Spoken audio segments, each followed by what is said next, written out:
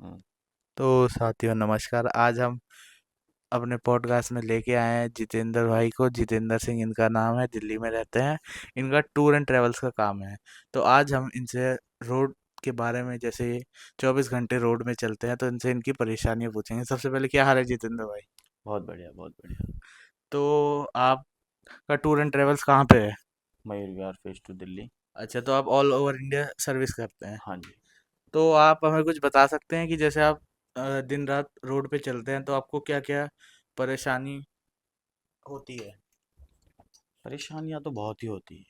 सबसे पहले toll tax इतने महंगे हैं। हाँ जी। हालांकि रोड तो ठीक है, तो बट टोल कुछ टैक्स तो सरकार इसलिए दे रही है रोड बनाने के लिए। रोड बनाने के लिए लेती है, लेकिन एक लिमिट तक होनी चाहिए। इनकम सोर्स भी होना चाहिए। ड्राइवर की इनकम के बारे में भी तो सोचो। तो जो सरकार रोड बना रही है वो ठीक है, उबड़ खाबड़ या टूटे फूटे तो नहीं है? नहीं, एक्सप्रेस वे और एनएच ही ठीक है। बाकी स्टेट रोड और जो सिटियों में रोड होते हैं अक्सर टूटे हुए मिलते हैं, गड्ढे मिलते हैं। अच्छा, तो ये चीज़ सरकार को देखनी चाहिए। और दूसरी परेशानी कोई? परेशानी तो बहुत है। Road tax, toll tax. जैसे समझ रहे हैं आप, आलू का रेट बढ़ता है, उस हिसाब से टोल टैक्स के रेट बढ़ रहे हैं। अच्छा। और समझिए। जैसे हर स्टेट में आपको स्टेट टैक्स भी देना पड़ता है, हाँ जी, बिल्कुल। तो वो भी एक प्रॉब्लम है। हाँ, प्रॉब्लम है, लेकिन स्टेट टैक्स होना चाहिए कि अगर हम किसी दूसरे के घर में जा रहे हैं तो कुछ पैसे देते हैं उनको, दूसरे स्टेट का टैक्स देते हैं, लेकिन कुछ लिमिट तक होना चाहिए। अब जैसे कई स्टेट है, मैं उनका नाम तो नहीं लूंगा, लेकिन 250, हम्म। फिर काटने वाले जो बैठे रहते हैं वो उनको 50 रुपये चाहिए। तो समथिंग ये 300 रुपीज पड़ता है, पर ट्रिप का पड़ता है। और वो हम्म। भी मिड नाइट, रात को 12 बजे खत्म हो जाता है। अच्छा, तो आपको रात के 12 बजे से लेके अगले 12 बजे तक नया काटना पड़ेगा फिर? हाँ, लेकिन रात के 12 बजे अक्सर आपको बताइए कि रात के 12 बजे तो कहीं काटने वाले नहीं जाग रहे थे, हाँ। ना कोई कटाता है।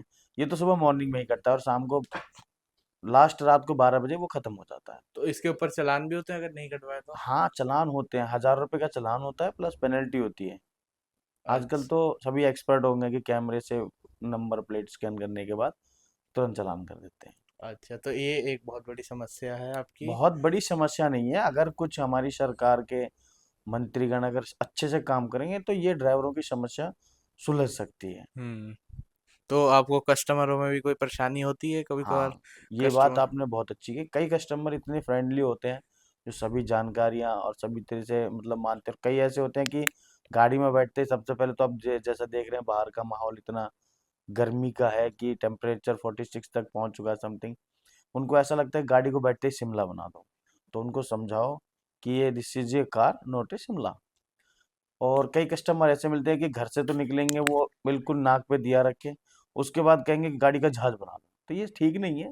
ड्राइवर है, ड्राइवर के हिसाब से चलना है। आपको तो सिंगल जाना है, बट उसको तो हमेशा पैसेंजर छोड़ने मंजिल तक, उसका काम ही है सारथी का। तो कोई आप एक ऐसा किस्सा बता सकते हैं जो आपके साथ हुआ हो, कोई फनी सा या बहुत कुछ? सारे किस्से हैं, आप कहाँ तक बताया जाए। नहीं, कोई एक बता दीजिए चाहे। हाँ, अभी मैं आपको बताता हूँ। लास्ट अभी मतलब 2 दिन पहले की बात है। मैं जनपद नैनीताल से पिकअप करने गया। एक मेरे जानकार हैं, उनका नाम नहीं लूंगा मैं। बहुत अच्छे मेरे फ्रेंड्स हैं। उन्होंने कहा कि कोई ऑफिसर्स हैं वो आ रहे हैं, तो जितेंद्र आपको स्पेशली आगे उनको पिकअप करना पड़ेगा।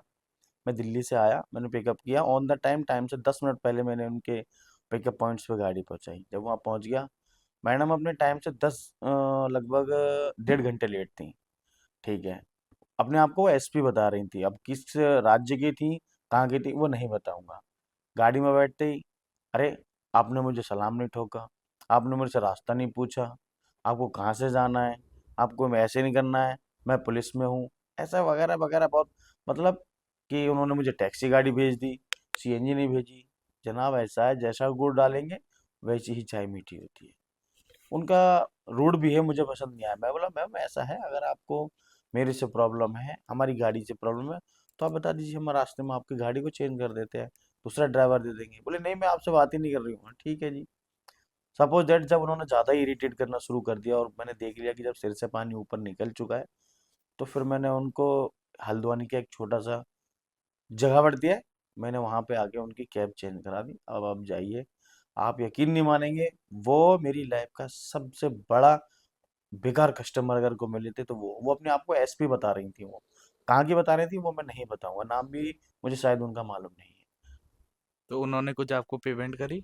जी नहीं, उन्होंने मुझे कोई पेमेंट नहीं, हम कहा कि ठीक है भाई, हमें ऊपर वाला कहीं ना कहीं देगा, आपको भी कहीं ना कहीं देगा, कभी बस के नीचे कभी ट्रक के नीचे। हम्म। अच्छा, तो आप जैसे ऑल ओवर इंडिया चलते हैं तो आपको सबसे ज़्यादा कहाँ के लोग अच्छे लगे, कौन सी स्टेट के? देखो, लोग तो हर जगह के अच्छे होते हैं, हम्म। कुछ अपना भी बर्ताव ठीक होना चाहिए। हालांकि पुलिस मुझे जब से सबसे, अगर हमारे इंडिया में कहीं की अच्छी लगती है या फ्रेंडली है, तो उत्तराखंड। अच्छा, उत्तराखंड की पुलिस आपको सबसे हाँ, फ्रेंडली लगती है? फ्रेंडली लगती है। सपोज दैट, मतलब बदतमीजी से बात आपसे एकदम से नहीं करेंगे, सीधा अच्छा। कहेंगे हाँ, बिना ड्राइवर साहब के बात नहीं करेंगे। हाँ, कुछ होते हैं जो, हर एक जैसा नहीं होता पुलिस वाला, कई पुलिस वाले बहुत अच्छे होते हैं। अच्छा, तो आपके पास कौन कौन सी गाड़ी है, अगर कोई चाहे तो अवेलेबल हो जाती है? मेरे पास सेडान में मिलती हैं डिजायर, और हम्म। एसयूवी में अर्टिगा मिल जाएगी, किया करेंस मिल जाएगी, और इनोवा क्रिस्टा भी मिल जाती है। बेसिकली जैसे चार धाम खुल गया है तो उसके लिए टेम्पो ट्रेवल भी अवेलेबल है। अच्छा, तो अगर किसी को अगर बुक करनी हो तो आप खुद आओगे या अपने साथ वाले को लगा कोई देंगे? बात नहीं, हम, ऐसा होता है कि अब एक बंदा एक टाइम पे एक ही गाड़ी चला सकता है, हम्म। सेकंड बहुत सारी गाड़ियों को अटेंड भी करना होता हम्म। है, ड्राइवरों को रूट भी समझाने होते हैं, गाड़ियों के फास्टैग भी मेंटेन करने होते हैं, गाड़ियों की और भी बहुत सारी चीज़ें होती है, पेपर वर्क्स होता है, तो उसको करने के लिए हमें ऑफिस में ही रहना होता है। बाकी ड्राइवर्स वगैरह हमारे बहुत अच्छे हैं, फ्रेंडली है, सभी रूट प्लान वाले हैं, सभी को जानकारी है, तो हम जो जानकार बंदे होते हैं हम उन्हीं को भेजते हैं। तो आपको अगर जैसे किसी को कैब चाहिए तो आपके बुक कैसे करें, कांटेक्ट कैसे करें आप तक? कॉन्टैक्ट, हम नंबर आपको दे देंगे, स्क्रीन पे नंबर चल रहा होगा, आप उस पर कॉन्टैक्ट कर सकते हैं। अच्छा, जैसे अभी आपने फास्टैग की बात करी, तो फास्टैग के जब सर्वर डाउन होते हैं तो उसके ऊपर आपका क्या कहना है? फास्टैग का सर्वर देखो ऐसा है कि कभी कभी सर्वर डाउन हो जाते हैं, नहीं निकल पाते हैं, बट इसमें ना तो सरकार का कोई इफेक्ट है, ना ड्राइवर का कोई इफेक्ट है। ये इफेक्ट होता है जो कंपनियां फास्टैग बनाती हैं, उनके हम्म। जो कर्मचारी रहते हैं वो सही से काम नहीं करते हैं। बट हाँ, ये सरकार को, ये मेरे हिसाब से तो साल वाला जो अभी मैंने सुना है रिसेंटली कि आ रहा है प्लान, 3,000 वाला और शायद एक 30,000 वाला है, वो हम्म। कर देना चाहिए, क्योंकि रियली टोल पे जाम ही इसीलिए लगता है। तो आपको जैसे अगर वो कह रही है सरकार की 30,000 रुपये में जब तक आपकी गाड़ी की आरसी वैलिड है, तो वो फायदेमंद है या नुकसानदायक है वो? उसकी अभी मुझे पूरी जानकारी नहीं है, बाकी सरकार जो कह रही है, जो सरकार का फैसला आएगा वो मंजूर होगा। नहीं, मतलब इतने, जैसे अभी आपकी गाड़ी की आरसी 10 साल वैलिड है तो आप 30,000 रुपये वसूल कर सकते हैं टोल टोल से? हाँ, वो तो खैर हो ही जाता है, क्योंकि गाड़ियां अगर लॉन्ग रूट पे चलती हैं तो जाहिर सी बात है कि एक बार में समथिंग 500, 550 या 700 रुपये तक का टोल पे हम्म। करना पड़ता है हमें। दिल्ली से अगर बरेली बरेली जा रहे हैं तो हमें समथिंग 750 रुपये वन साइडेड टोल देने पड़ते हैं। अगर हम दिल्ली से हरिद्वार ऋषिकेश जा रहे हैं तो लगभग हमें 550 रुपीज पे करने पड़ते हैं। सपोज दैट अगर हल्द्वानी नैनीताल आ रहे हैं तो उसके लिए हमें अराउंड 700 रुपीज पे करने पड़ते हैं। और पार्किंग का क्या रहता है, जैसे अब पार्किंग चार्ज है नैनीताल में, सुन रहे हैं हम बहुत ज़्यादा हाई हो गए हैं। जी, नैनीताल में 500 रुपीज पार्किंग चार्ज है। पहले कितना था? पहले वहाँ पे 120 रुपीज था। अच्छा, तो उसके बाद अभी मैंने सुना है, मैं गया भी था तो वहाँ पे बताया कि भाई नैनीताल हाई कोर्ट का फैसला है कि भाई 500 रुपीज चार्ज कर दिया जाए। ये इसलिए होगा ताकि गाड़ियाँ कंट्रोल हों, इतनी ज़्यादा गाड़ियाँ आ रही हैं। देखिए, अगर गाड़ियों को कंट्रोल करोगे तो टूरिज्म कहाँ से आएगा? हम्म। अब हर कोई बंदा तो वहाँ पे अपनी गाड़ी लेके नहीं आ सकता, हाँ। सभी को जाहिर सी बात है कि कमर्शियल और टैक्सी यूज करनी ही पड़ती है। हम्म। और बेसिकली टैक्सी का यूज ही इसीलिए होता है कि भीड़ भाड़ ना हो, हाँ। कहीं जैम ना लगे, आपको सही टाइम पे पिकअप हो, सही टाइम पे आपका ड्रॉप हो। हाँ और जी। बेसिकली टूर का मजा अगर किसी को लेना है तो वो टैक्सी से ही लेना है, अपनी गाड़ी से लाते हैं तो अक्सर प्रॉब्लम खड़ी होती है। हाँ जी। जी, तो अभी तक आपका लॉन्गेस्ट वन वे में क्या रूट रहा है, जो लॉन्गेस्ट वन वे में आपने करा हो? बहुत बहुत सारे लॉन्गेस्ट रूट रहे हैं मेरा। वन वे में one day morning something 5 AM की पिकअप करके वन डे में मैं बद्रीनाथ भी गया हूँ। कहाँ वन डे से, में दिल्ली से? दिल्ली एयरपोर्ट से। अच्छा, तो आपको थकान महसूस नहीं होती? जिनके सर पे और कंधों पे जिम्मेदारियों के बोझ होते हैं उनको थकान नहीं हुआ करती।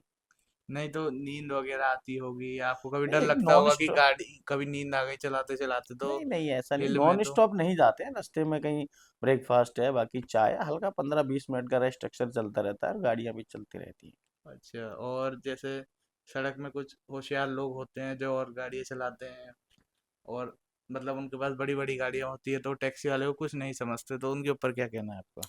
देखो ऐसा है, रोड है, हाथी चलता है, कुत्ते बहुत सारे भौंकते हैं। हम्म।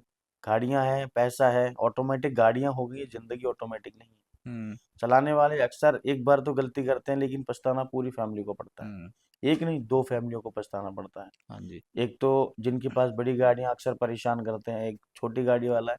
हो सकता है कि उसे जिसे वो परेशान कर रहे हो, जो टैक्सी चला रहा हो, वो घर में अकेला ही हो कमाने वाला, हम्म। उसका सब कुछ लुट गया हो तब जाके वो टैक्सी चला रहा हो। हाँ जी। पर थोड़ा सा समझना चाहिए कि टैक्सी वो अपने लिए नहीं चला रहा है, वो हर बार नए पैसेंजर को लेके जा रहा है, और हर बार वो हर किसी को मंजिल तक पहुंचा रहा है।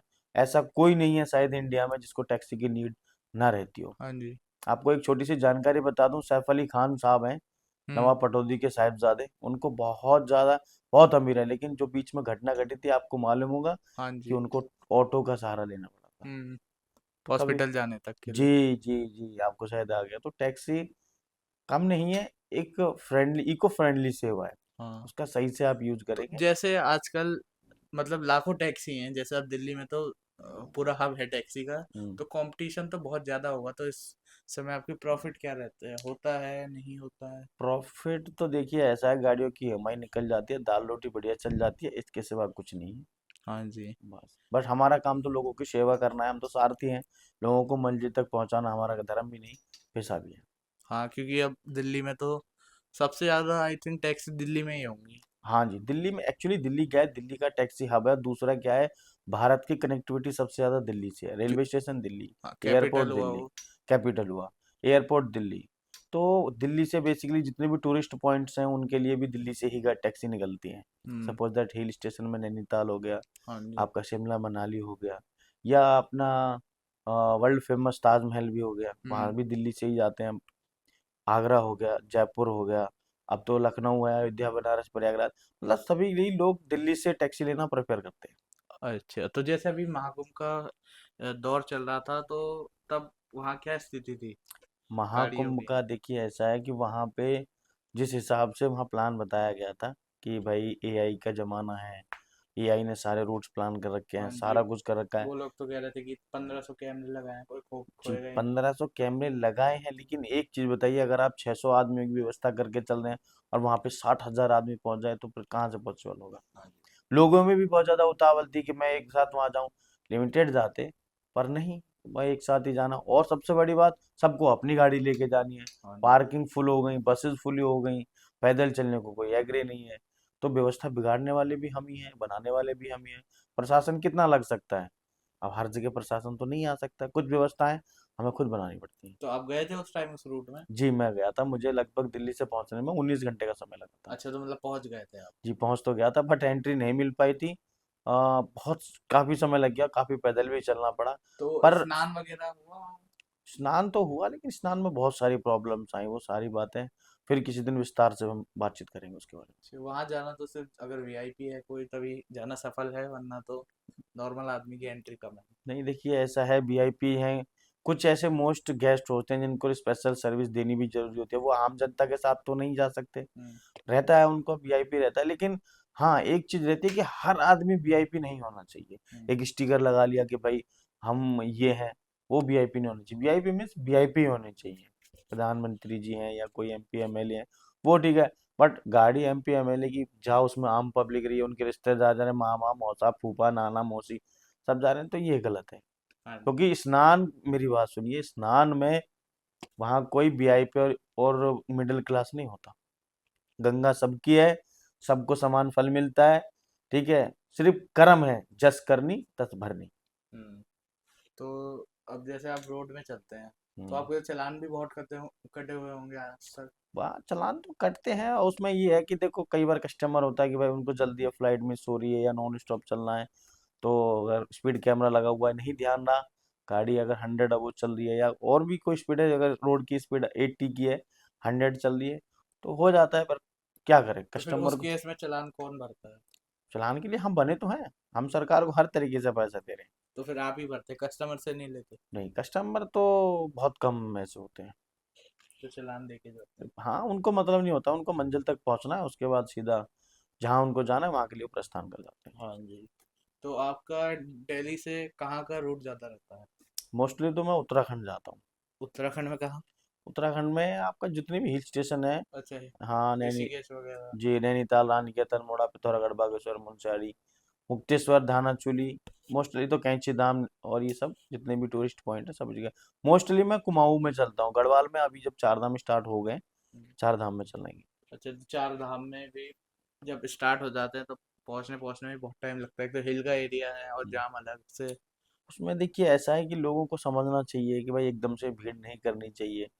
और सबसे जो वहां पे चीज है कि लोग जाएंगे, दो लोग गाड़ी ले जाएंगे बड़ी बड़ी, एसयूवी से भी बड़ी गाड़ी ले जाएंगे। हाँ जी। तो सबसे अच्छा है कि आप वहाँ के लिए प्रॉपर पब्लिक ट्रांसपोर्ट और टैक्सी का यूज़ करें, जिससे कि किसी भी तरीके का भीड़ भाड़ और वो ना हो जाए। रूट तरीके से गाड़ी बिल्कुल भी ना चलाएं पहाड़ों में, क्योंकि हम्म। हिल्स में गाड़ी चलाने का मतलब यही है कि खुद चलो और सेफ्टी चलने दो।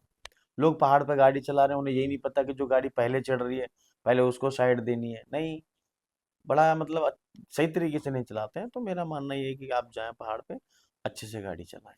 अच्छा, तो आपका पुष्कर सिंह धामी जी का क्या कहना है, कैसे हैं वो? अभी देखिए पुष्कर उत्तराखंड सिंह के लिए धामी, देखिए विकास कर रहे हैं या नहीं? विकास तो कर ही रहे हैं, वो तो जाहिर सी बात है, सभी को दिखता ही है कि भाई आ, पहाड़ों में भी रोड्स हैं, प्लेन्स में जो एरिया प्लेन्स में आते हैं पहाड़ के, वहाँ पे भी काफी अच्छे रोड फ्लाईओवर हम मेंटेन तो कर रहे हैं। लेकिन सरकार आके वो तो नहीं कर सकती, गाड़ी चलाना तो नहीं सिखा सकती, हम्म। या गलत तरीके से टर्न लेना तो नहीं सिखा सकती, हम्म। या रास्ते में नो पार्किंग में गाड़ी खड़ी करके चले गए उसको तो नहीं हटा सकती। हाँ तो जी। कुछ रूल्स हमें भी फॉलो करने होंगे। हाँ ऐसा जी। नहीं है कि सारे काम पुष्कर सिंह धामी जी या हर ऑफिसर आकर रोड पर करेगा। हम्म। हम अपनी जिम्मेदारी बखूबी निभा के और चार धाम को अच्छे से, चार धाम क्या, कहीं पर भी हिल स्टेशन पे आप जाएं तो अपनी गाड़ी को रूट तरीके से ना चलाएं। हाँ जी, तो जैसे ये उत्तराखंड वालों के माइंड में ज़्यादा रहता है, अगर कोई दिल्ली वाला आता है तो वो रैश ड्राइविंग करता है, ये तो ऐसा जरूरी है? नहीं, ये जरूरी नहीं कि वो रश ड्राइविंग करता हो। कुछ ऐसे रहते हैं कि भाई नहीं आती होगी, लेकिन ऐसा नहीं है। उत्तराखंड में भी बहुत से, मैं उत्तराखंड के भी लोगों की बात करूं कि उनको रोड ड्राइविंग आती है, वो लड़ने लग जाते हैं 2 मिनट में, सोचते हैं कि बाहर का है तो दिल्ली का होगा तो भाई कर, तो हाँ, लेकिन ये चीज़ होती सिर्फ टैक्सी वाले के लिए। लेकिन आपको एक बात बता दूं, टैक्सी वाला ऐसे ही नहीं उसको लाइसेंस मिलता। वो पहले 3 3 साल या 2 साल या 1 महीना, 2 महीने या एक हफ्ता, 2 हफ्ते की ना स्पेशल ट्रेनिंग लेके आता है कमर्शियल लाइसेंस की, तब उसको टैक्सी चलाने को मिलती है।